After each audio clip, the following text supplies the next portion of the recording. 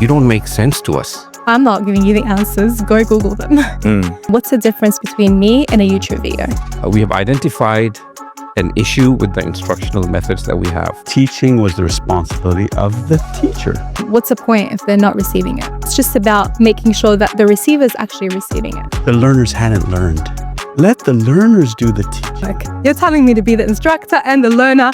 You're flipping the scenario. So I'm not just there just talking to myself for 60 minutes. And learning is not about domination. It's actually about collaboration. So learning should be a give and take. I need to know my learners. Life is not one size fits all. I actually see this as a moment of opportunity. When you believe in them, they will believe in you. So welcome again to a new episode on relearning how to learn. And this episode is entitled Instructional Methods Teaching with, Not At.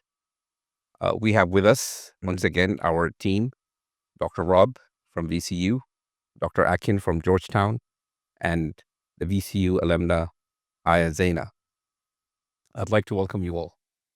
And today's episode is more about the way we manage instruction within the class. So we have had traditional forms of imparting instruction, and we are going to explore how that might need to change. And I want to start with a confession and a testimony, which comes in the form of an anecdote. So I've been teaching religions more or less through text-based studies, and I've been teaching traditional courses within Islam as well, which are largely text-based. And about 4 or 5 years ago, I was given a course to teach to a group of students from the Department of Art, Islamic Art and Architecture. And that's when my ordeal and my learning actually began when it comes to instruction. Because 2-3 classes down the course, they told me plainly that you don't make sense to us. And the way you teach, there's a lot of text and there's a lot of reading. We are not supposed to be doing that. We make models. We create models. So we do a lot of hands-on work. And that got me thinking, because I had already designed the course. So what do I do with it? And how do I make the course in a way that my teaching method and instruction becomes engaging and meaningful for the student? I'm still on that journey. And there's a lot more to learn and a long way to go, I believe. But I want to take this opportunity of having some brilliant people around with me right now and getting their experience on and their thoughts on how they see the whole thing. I'll start with you, Rob. Wow. Thank you, Hamad. That was really powerful for me. And it really took me back in my own teaching practice, where I was taught that teaching was the responsibility of the teacher. And I remember at another institution where I taught many years ago, I worked in the Teaching and Learning Center, and they said, we'd have instructors who were from industry who would then go and teach. And they used to complain because the students would do so poorly on the exams. And their defense was, well, I know I taught the syllabus. I know I taught the content, but you see, the learners hadn't learned. And my learning was, flip it. Let the learners do the teaching. Let the learners involve in the instruction. And then they're forced to learn. So that's been an experience I've had. And so thank you for sharing that, because it made me remember how I had to adapt to a new reality. It's a very good moment to reflect on the way we the way we conceive the importance of lectures. Lectures are very important, don't get me wrong, but they tend to dominate. So it's like domination. And learning is not about domination. It's actually about collaboration. So the picture that I have in mind is that a lecture is like you have this sage on stage, and the teacher is there on stage and is giving information to the students. So the students are like empty vessels, and the teacher is full of knowledge. And that image in itself is very wrong. And I think that in itself is very disrespectful to the students. That it's a way of taking their experience for granted. Is a way is a model that doesn't give them a sense of affirmation. So learning should be a give and take. Learning should be about mutuality. Learning should be about collaboration. So it's not just about someone providing the lecture and everybody should just keep quiet. That for me is not very good. Aya, you as an alumna and now as a TA at VCU, so you stand on both sides of the perspective. I have. Fresh. Yeah, What do you- we're all fresh. I mean, I echo your journey so much because I'm in the other shoes and I'm starting to feel you guys. So I completely echo your journey. And I'd love to also echo what Dr. Rob said. They need to learn. It's not about me just giving out information. What's the point if they're not receiving it? Who am I giving it out to?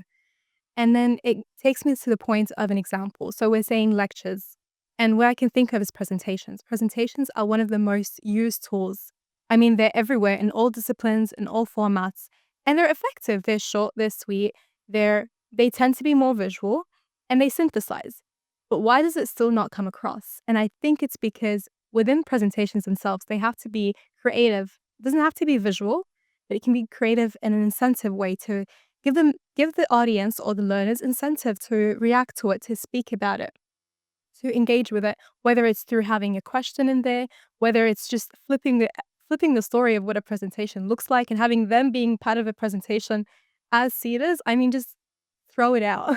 Have fun with it. And I think I've even had presentations where they're completely visual, not a single text, motion graphics, they're moving. I'm not saying you need to take one or either route. I'm just saying make it engaging. And I think within all these different tools, they're there. It's just about making sure that the receiver is actually receiving it for me. So a question that pops to my mind is that you talked about that very powerful image of the sage on the stage. But at the elementary level, perhaps, when we've got kids, when we are dealing with kids, perhaps we have to act a bit, like the sage on the stage.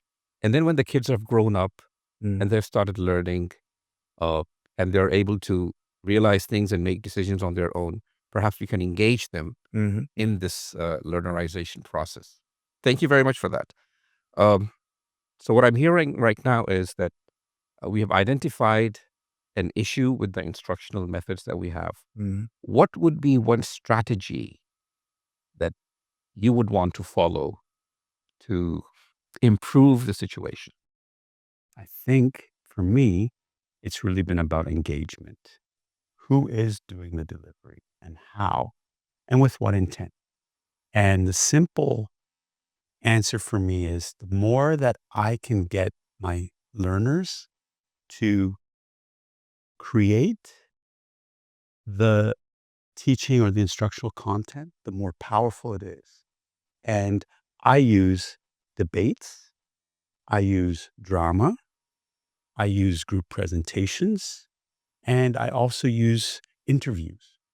And I found that all of these methods get them to then engage with material and then deliver material at the level that it makes sense to them, in ways that make sense to them, and in ways that also make sense to their peers, and also reflect for me what they really are learning and what it means to them.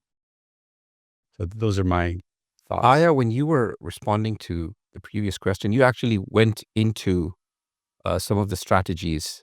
But would you like to add something to that? Yeah, I'd actually love to echo. I mean, when you were speaking, I was just nodding all ahead.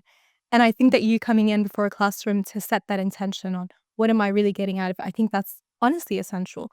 And I think you really touched on another point that I'd just like to re-elaborate on, that I'm not just there to, I'm delivering content, but I'm not there to just deliver it through a method. I'm there for someone to be able to receive it, but them to be delivering it as well. And when your teachers, when they're their own teachers, and in the act of teaching, it teaches you. In the act of me being in this podcast, it's teaching me. I mean, I'm talking about ideas and but it's actually teaching me. It's feeding into my own system.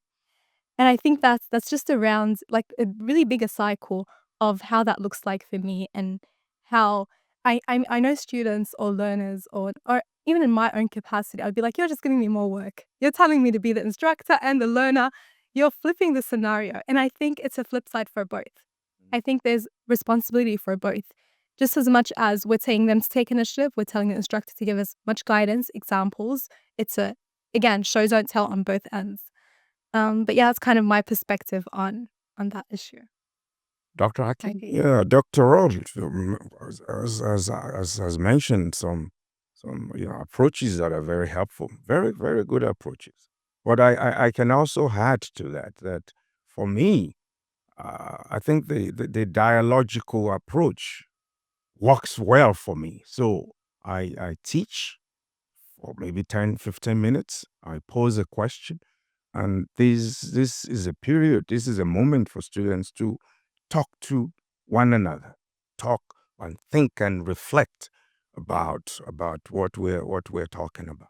So the dialogical approach is very important to me. It works for me. That's the way I teach. That's the way I flow. So I'm not just there just talking to myself for 60 minutes. And in Africa, when you're talking to yourself, that's not very good. So that's like, something is really, psychologically wrong with. So you can't be talking to yourself. You have to talk with people. So it's about give and take. It's about giving the students the opportunity to reflect. And it also contributes to the rhythm, to the flow of the class. So that works very well for me. The dialogical approach. So am I right, Dr. Rob, in summarizing what we have just heard so far, is that there might not be anything essentially wrong with the way instruction is being imparted to students, whatever their level. It's the level of engagement from the teacher and how he or she ensures that they are able to pass on knowledge and information to their listeners. Mm-hmm. Yeah, I think so. For me, the biggest thing is that the learner shouldn't feel excluded from the process. The learner shouldn't feel sidelined or unimportant, or just as you had said, Akeem, a receptacle where we're just filling a cup, but that they bring value and that they're part of the instruction chain, right? That it is about them, because I want to inculcate values and confidence so that they feel that they can teach by action, by word, by attitude. And to me, that's really important. So I would like to build on our previous question. We have identified the issue. And so what challenges would an instructor face in a classroom setting or even outside the classroom when he or she wants to deliver a certain content in a manner that is meaningful for the audience? And I want to take us back to my own anecdote, because it's a problem that I still face. And I've realized that the change of setting, change of audience, and even change of the material that is being taught it makes a big difference. So for a person coming from a traditional background with a lot of textbook work and moving into a group of students who only know how to construct and make models. And so like I said before as well, it was without realizing that I was actually learnerizing, I found myself adapting and adopting the views of my students.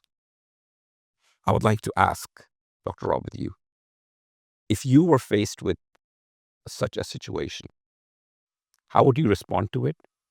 And what challenges do you see in the process of learnerizing? Great question. My experience has been that I need to know my learners. They're not just a number on a class roster, but they're individuals with unique interests, talents, questions, and fears. And how do I do that? Start at the very beginning, doing a little skills assessment or a little, inventory to tell me about you. So then I can map this community's resources, both areas they can move in, as well as areas that they're already strong in. And then I can pull back and say, okay, I can outsource some of the content delivery to these individuals. They're natural debaters. They're natural speakers. I can outsource some of the research to these individuals. They're naturally inquisitive in these areas. They like to go out. These quote unquote shy people are very creative at making things, visuals. And so when we get into group work, we can harness that. But at the same time, what I'll also do is I'll ask them to look at something that they wish they could improve on. So that becomes part of the learnerization of instruction. You're going to do something that you're strong at and you're confident about, and you're also going to try something that causes a little bit of fear, a little bit of anxiety, because in both ways you experience mastery, but you also experience growth. So that's a way that I've tackled this. I would say that's so logical and sensible, and yet we are unable to wrap our heads around these very fine changes at times. Dr. Akin. Yeah, and that's very good. And to build on that, I think it's just, this simple realization that life is not one size fits all. And Yes. life is not like that. So we have to be realistic. We have to be pragmatic. And it's just a simple fact that people learn differently. And I can give you an example. See, I have a student in my class now. His name is Mohammed, and he's very quiet. But last week he gave a fantastic presentation on Pope Francis. So when I looked, the topic was contextual, was relevant. Wow. It was well put together. It's relevant to our institution as a Jesuit institution. So Mohammed was able to do that, and my reaction was, wow. See, so it's not rocket science. You're right. Aya? I'm trying to wrap my head around challenges because I want to kind of, target the question. So what kind of challenges come up for me when, delivering? And I think it's a lot of pushback. It's a lot of pushback from the learner because a lot of the times they come into a classroom expecting answers. And we're just kind of telling them, there's so much fear in that. We're just telling them, I'm not giving you the answers, go Google them. But then there is also the idea that if I'm just sitting in a classroom as an instructor and just giving information, what's the difference between me and a YouTube video? If there is no interaction, where do I fit in? And if they can just learn it online, why are they in the classroom? And we're going back to what's education all about? And it really takes me back to the idea that as an instructor, as a learner, as an individual, I really want to know, how do I want to be able to take that pushback, but also empower them in a way that I can build a personal connection? And it takes so much work because I'm not just giving a lecture, I'm getting to know the person in front of me. what are their strengths, what are their weaknesses. It becomes a relationship and a sort. And I think that's when real learning happens, when you have that kind of community. Mhm. Thank you very much. That takes me to my next question. What would be one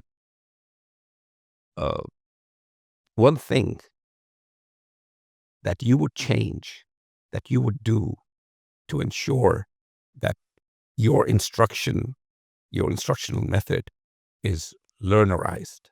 I know the person in front of me. I think knowing the person in front of me. And I think that it's so simple to say, but it's actually so hard to apply because people, they come in different attitude and different ways of thought, different cultures and different backgrounds, and being able to take on whatever they have and kind of go back and reflect that I have as much input that I'm able to give them and guide them along the way, whilst they're still able to take it and give it back in a way. And I think it just goes back to the cycle of roles and that we each have our own role. And I think in theory, it always sounds amazing. But in practice, you just have to learn through experience. And I'm in that process myself. I just try to come into my classrooms with, whatever I'm coming in with today in a positive mindset, trying to input as much as I could, but also learn throughout the process. And I think design on its own, me always advertising, go to VCU interior design. But I think design on its own is an act of making. And for me, that on its own, that there's always that constant conversation, critique of the work. In critique, we say constructive feedback of the work. That creates a learnerized environment. And to find ways to design other courses around that same ideology of being able to learnerize content and empower it and being able to receive it, but also give it is important. Dr. Akin, I actually see this as a moment of opportunity. Opportunity is like in the theological balance is a kairos moment. So it's a great opportunity to build a community that collaborates. So that's my take on it. Yeah, great opportunity. Dr. Rob? I can't really add much to what I've heard. I'm just really inspired by everything here. And the only thing I would say is that relationship, knowing the learner, is where I create and honoring the learner by giving them agency to deliver, trusting them. Right? That piece is so fundamental that when it's there, the students rise to it. The learner says, yes, I have value to give. I am capable. And that's what we've always ever really wanted from learning, is for them to pass the torch so that they can then take it to the next level. What would be a final takeaway for you in trying to relearnerize the whole instructional method? Provide a space that can encourage and celebrate ownership. So allow students to present or even to teach a particular concept. And if you do that, you actually providing this sense of affirmation for students. And so I think ownership is very crucial to the way I look at this. How about you, Aya? Any final takeaways from you? I think the takeaway from this talk is just more experiential learning. More experiential learning in all formats. And I think it's not just for this, episode in particular, but I think experiential learning, I'm theorizing it, I'm researching, and then I'm practicing it. So there's this act of engaging with it conceptually and really studying the subject matter at heart, internalizing it. And in terms of this podcast in specific, when we're talking about delivery, as much as it's important delivery to kind of have a mix and match between those, it's more important to be able to make sure that the person in front of you is able to engage. And that requires a specific sort of creativity or a specific sort of manner, I would say. Dr. Rob, any final takeaways from you? Yes. Everything I've heard has really inspired me. One of the core thing for me in learnerizing instruction is, number one, believe in your students. They can teach. They can share. Oh, yes. When you believe in them, they will believe in you. And more importantly, they will believe in themselves. and I as my prime example. And that's why I'm so proud Very to have you here with us. Very sweet.